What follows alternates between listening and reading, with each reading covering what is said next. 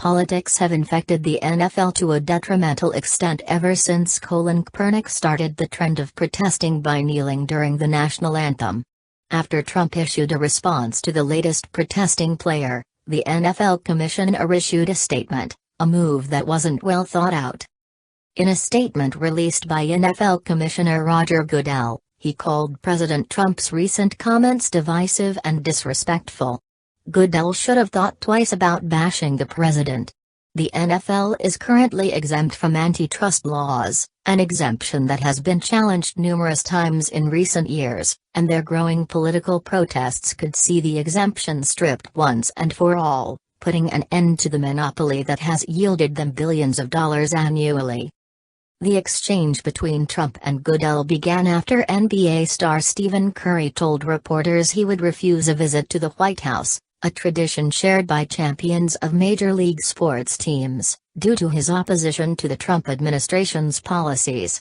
President Trump tweeted that a White House visit should be considered an honor, and in light of Curry's comments, his invitation was thereby withdrawn. Goodell issued a statement criticizing Trump for the comments. However, Goodell failed to realize that bashing the president could result in damaging consequences at the federal level.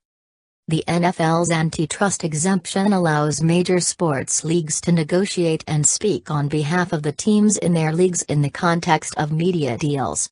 As a result, the leagues are enabled to act as a monopoly and secure lucrative broadcasting contracts that have resulted in billions of dollars every year.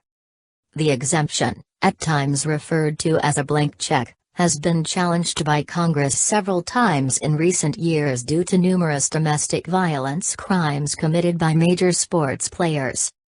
In 2014, Senator Richard Blumenthal, DCT, introduced a bill to eliminate the antitrust exemption for all major sports leagues in the U.S., instead requiring leagues to qualify for renewals every 5 years. The renewals would be determined by congressional review and consider the behavior of those within the leagues. In 2011, Representative John Conyers, DME, introduced Prevent Lockout of Athletes This Year, PLAY, Act to end the 50-year antitrust exemption for the NFL alone, following the notorious NFL lockout and a lawsuit regarding the antitrust exemption.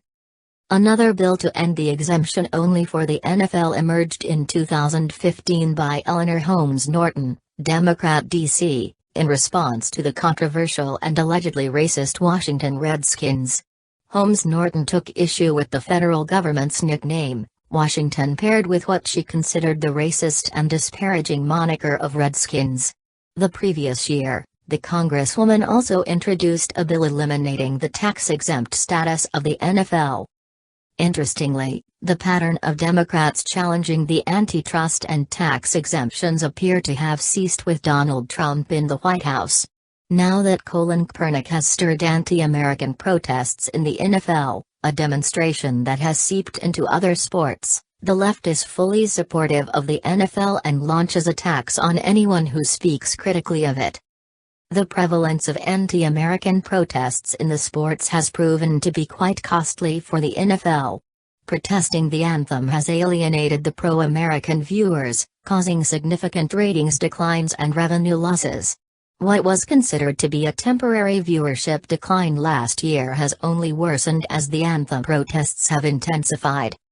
Despite records in the stock market, networks that broadcast NFL games have seen their stock prices decline between 1% and 8%.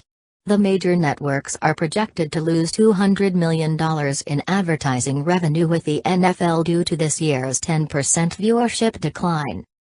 Today, President Trump called for a boycott of NFL teams who disrespect the country. If NFL fans refuse to go to games until players stop disrespecting our flag and country, you will see change take place fast. Fire or suspend. With the Republican majority in Congress, the NFL could very well face legislation that finally strips them of their antitrust exemptions. If legislation is successful, that, coupled with rapidly declining ratings and stock prices, could deal a fatal blow to the NFL and set a precedent for other sports leagues.